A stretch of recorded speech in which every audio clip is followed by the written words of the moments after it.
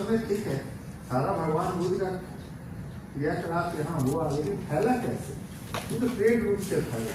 तो trade route तो दक्षिण से ही था और समुद्र से ही गया, चाहे जहाँ भी गया, चाइना गया, थाईलैंड गया, श्रीलंका गया, कहीं गया तो उधर से ही गया। तो हमने देखा कि भगवान बुद्ध से पूरा देश अपना जो है, पूरा हिंदुस्तान जो है, तो भगवान बुद्ध का ऋणी है और हर जगह भगवान बुद्ध। मैं मान लो क्या दे दूँ,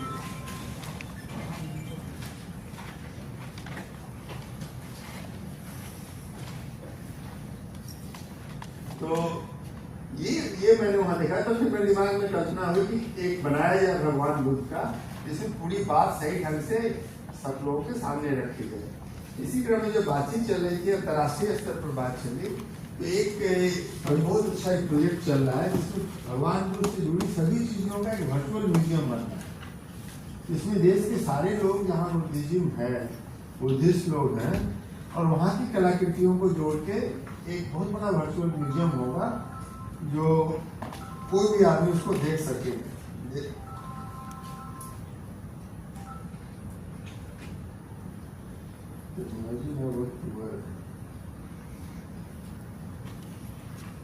तो ज्यादा कलाकृतियां हैं, तो उसमें से 14-15 कलाकृति अपनी बिहार की है।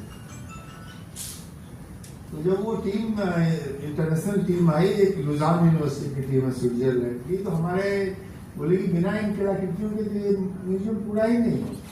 तो हमने बोला ठीक है यार, तुम बनाओ अपना वर्चुअल म्यूजियम दुनिया के लिए, लेकिन हमारे बिहार के लिए एक बना दो जिसमें कि हम उनका 3D देख सके। हुआ क्या है, मोस्टली मूर्ति में क्या होता है कि आप फ्रंट देखते हैं, पीछे तो दीवार से लगा होता है या कुछ बना नहीं होता।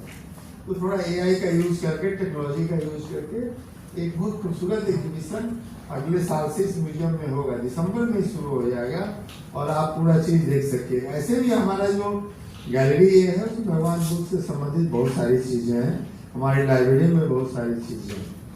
बिहार सरकार ने एक और बड़ा कार्यक्रम किया था, हम लोग कोई साल मना रहे थे, पता नहीं 2550वां साल था।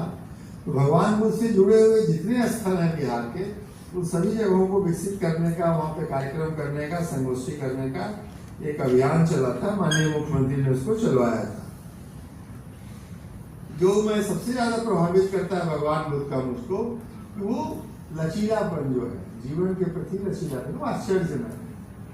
तो हम लोग अपने जीवन में भी उसको यूज करते हैं। जो लोग यूज करते हैं ज्यादा सफल होते हैं। कोई चीज कोई दो एक्सट्रीम पे नहीं है, सच झूठ सब कुछ एक कंटिन्यूम पे है, उसके बीच में है। और ये जो लचीलापन आया है, जो बुद्धिज्म से जो हम लोग सीखे हैं, वो जीवन में आज भी मानवता को और पूरी दुनिया को एक बहुत बड़ा एक मार्ग दिए हुए है। इसी कारण से इसे बोलता है कि बुद्ध शांति के प्रतीक है, बुद्ध युद्ध नहीं, बुद्ध चाहिए। और एक और इनका जो अपील जितना यूनिवर्सल है, पूरी दुनिया में जहाँ भी जाओगे, किसी न किसी रूप में हर जगह डायरेक्टली जहाँ फैला बुद्धिज्म, उसके अलावा डायरेक्टली जहाँ जहाँ गया, वो विभिन्न रूपों में एडजस्ट हुआ। अब वियतनाम में हम जाके देखें, भगवान बुद्ध दूसरे रूप में नजर आए। चाइना में देखो बिल्कुल दूसरे रूप में नजर आए। तो अंतर वहाँ पर के परिवेश के हिसाब से, वहाँ के जो इतिहास था या उनका जो हिस्ट्री था, उसके हिसाब से एडेप्टेशन हुआ। इनफैक्ट हम लोग गए थे पाकिस्तान में वो तक्षशिला देखने, बिहार से एक दल गया था, माननीय मुख्यमंत्री की अध्यक्षता में गई थी। वहाँ इतना बगल में है, लेकिन वहाँ भगवान बुद्ध का सारा रूप दूसरा है, क्योंकि गांधार शैली का ज्यादा प्रभाव। बहुत सुंदर बाल सज्जा होगी। वियतनाम में तो पेट, थाईलैंड में एकदम खाली जो उपासना करते करते जो हो जाता है, तो इतना रेंज है। हमको नहीं लगता है दुनिया में भगवान बुद्ध के अलावा उस स्तर का जितनी मूर्ति ही मान ले, एक चीज दे दे, तो जितने रूप में बुद्ध से जुड़ी हुई चीजें दुनिया में उपलब्ध है, सारी चीज। मैं धन्यवाद करूंगा कला संस्कृति युवा विभाग का कि आज उन्होंने ये कार्यक्रम आयोजित किया और विद्वजन लोगों को बुलाया, जिनसे हम लोग और जानकारी प्राप्त करेंगे। बहुत बहुत धन्यवाद।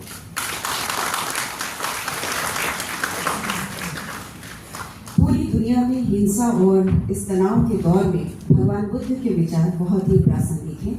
हम बहुत बहुत आभार प्रकट करते हैं महानिदेशक बिहार संग्रहालय, जिनका मार्गदर्शन हमेशा ही हम सबको प्राप्त होता रहता है। अनेक आभार, जोरदार तालियों से हम सब धन्यवाद दे सकते हैं। और अब अनुरोध करना चाहेंगे कृपया